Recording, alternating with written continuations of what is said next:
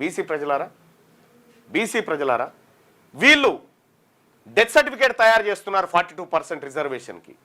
నన్ను ఏం చేయమంటారో చెప్పండి. మీరే డిసైడ్ చేయండి. మీరు చెప్పండి ఏం చేయమంటారు.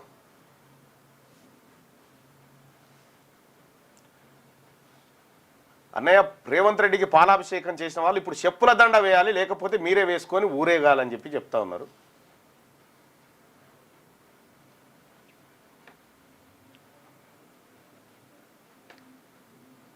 అన్న గ్రౌండ్లో ప్రజలు రెడీగా ఉన్నారు మన పార్టీ కోసం అని చెప్పి చెప్తా ఉన్నారు. ఓకే,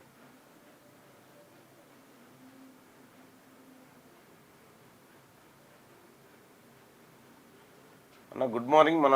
మనం బీసీ నినాదం అంటూ సంవత్సరం నుంచి పోరాడుతుంటే రేవంత్ రెడ్డి గారేమో వారి టీం సభ్యుల నుండి మన బీసీలకు మభ్యపెట్టి అందుకే ఇప్పుడు బీసీ నినాదాన్ని నీరుగారుస్తున్నాడు. అన్న మీ అందరి డ్రామాలు ఏం చెప్పు ఆయన బీసీ పార్టీ ప్రతి ఊర్లో బీసీ బిడ్డ నిలబెట్టండి, దాని దగ్గర నుండి గెలిపించుకున్నాను. ఎస్ చరణ, నువ్వు కాంగ్రెస్ పార్టీకి డెత్ సర్టిఫికేట్ ఇవ్వంటున్నావు. 100% ఇస్తా.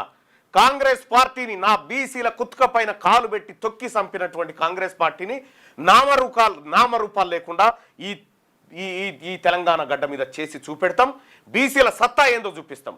మీకు పుట్టగతులు, రాజకీయ పుట్టగతులు లేకుండా చేసేటువంటి పరిస్థితి ఖచ్చితంగా తీసుకొస్తాం. ఎక్కడ ఇప్పటికీ నా జాతుల్లో 89-90 కులాలకు ఇప్పటిదాకా అసెంబ్లీ ఆడుందో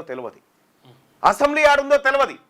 ఎన్నో పేద కులాలు కనీసం సర్పంచ్ కూడా పోటీ చేయలేనటువంటి పరిస్థితిలో ఉంటే వాళ్ళని మభ్యపెట్టి వాళ్ళని మోసం చేసి వాళ్ళ ద్వారా ఓట్లు దొబ్బుకొని మిస్టర్ రాహుల్ గాంధీ నీ ఒపీనియన్ ఏందో చెప్పు దీని మీద.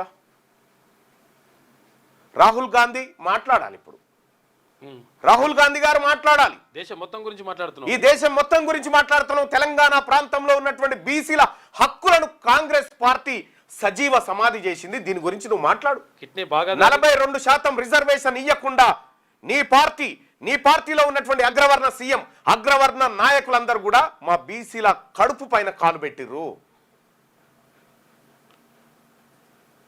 ఇది 100% అన్యాయం.